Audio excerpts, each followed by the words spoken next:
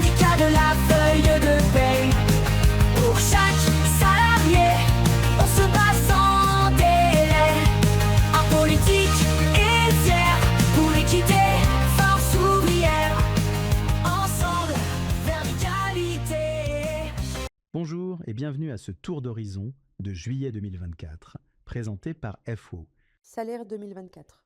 La dernière réunion de négociation sur les salaires 2024 s'est terminée sur un gel des salaires. En effet, hormis pour les salariés concernés par des revalorisations légales, minimum conventionnel, retour de congé maternité, le salaire ne sera pas revalorisé. Et ce n'est pas la prime de 500 € en octobre qui ne touchera que 850 salariés qui y change quelque chose.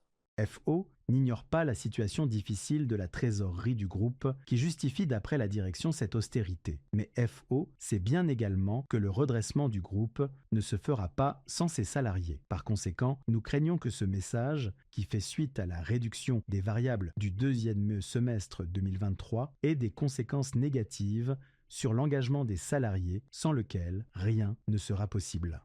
C'est pourquoi FO demande que cette négociation se poursuive dès septembre. Harmonisation de Cloudreach avec Atos. Une négociation a été menée pour harmoniser le statut des salariés de la société Cloudreach avec le groupe Atos, statut concernant essentiellement les congés et les régimes de prévoyance. La revendication de FO était unique. Aucune perte, ni de droits, ni financière pour les salariés concernés. Or, un usage sur des congés exceptionnels en vigueur est supprimé en fin d'année sans contrepartie. La hausse des cotisations prévoyance n'est pas intégralement compensée, sans parler des conséquences de la mise en œuvre à venir d'un taux moyen pondéré sur les cotisations retraite complémentaires non anticipées dans l'accord. Dans ces conditions, FO ne signera pas cet accord. FO fait revaloriser la prime. En octobre 2023, FO informait les salariés Atos, dans son tour d'horizon mensuel, que la prime d'ancienneté des hauts étames de la métallurgie avait été revalorisée et appliquée par Atos sur le bulletin de paie de juillet 2023 avec effet rétroactif au 1er janvier. Un collègue attentif aux communications FO, remarquant que sa prime n'a pas bougé en juillet, nous alerte. FO a fait les comptes. Sa prime était déjà inférieure de plus de 21 € mensuels à la valeur en vigueur depuis 2014. Et effectivement, n'a pas été revalorisée en juillet 2023. Après de multiples relances auprès des RH, FO obtient enfin la régularisation sur les 3 dernières années, 2020 à 2022, et la revalorisation de 2023. La régularisation sera effective sur le bulletin du mois de juillet. Elle prendra en compte le rappel de l'année 2020 à mai 2024. Si vous êtes salarié non cadre de la convention métallurgie et que vous avez un doute sur le montant de votre prime d'ancienneté par rapport à la valeur négociée dans le département, contactez un délégué FO. FO, la force de vos droits. Le saviez-vous ? Les salariés qui obtiennent une médaille du travail bénéficient d'une prime après en avoir informé la RH. Évolution du dispositif Mon Soutien Psy. Ce dispositif permet à toute personne en souffrance psychique, dès l'âge de 3 ans, de bénéficier d'une prise en charge par l'assurance maladie d'un psychologue conventionné. Le nombre de séances prises en charge passe à 12 par an contre 8 auparavant. Depuis le 15 juin 2024, il n'est plus nécessaire de consulter un médecin au préalable. Ce dispositif peut se cumuler avec notre mutuelle d'entreprise. N'hésitez pas à demander conseil à un de vos élus FO si nécessaire. Mission d'information sénatoriale suite, rencontre avec le sénateur Fabien Gay.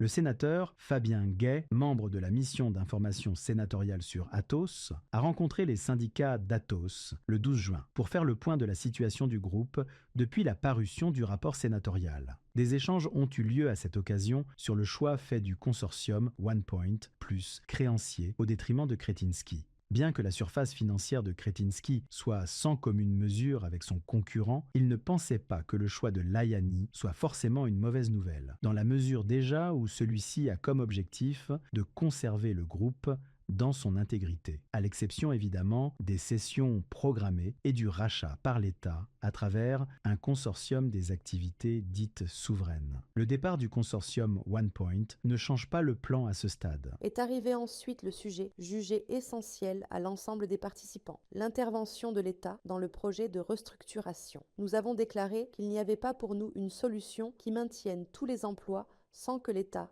ne soit partie prenante. Nous ne pouvions dès lors que nous inquiéter à la fois de la lenteur de l'État, mais également de l'instabilité politique à venir qui pourrait être un obstacle au maintien de ces engagements. En effet, le calendrier judiciaire est serré. L'audience au tribunal de commerce le 26 juillet approche. Le sénateur a convenu de cette difficulté et se propose d'écrire une fois de plus au ministre de l'Économie pour lui rappeler l'échéance à venir du groupe Atos et que l'État se doit d'être au rendez-vous. Le sénateur nous a ensuite interpellés sur le fait qu'il n'y avait pas pour lui des emplois à privilégier, car rattachés à des activités souveraines et les autres. Par conséquent, il pense que l'État devrait prendre une participation au capital du groupe, et pas seulement au niveau d'une partie de ses activités. Cela permettrait, entre autres, de stabiliser un peu l'actionnariat et d'apporter surtout la trésorerie nécessaire au fonctionnement. L'ensemble des participants a approuvé cette proposition. La réunion s'est terminée avec l'engagement de continuer à échanger sur le dossier, le sénateur se déclarant disponible pour continuer à nous appuyer si besoin dans la défense des emplois.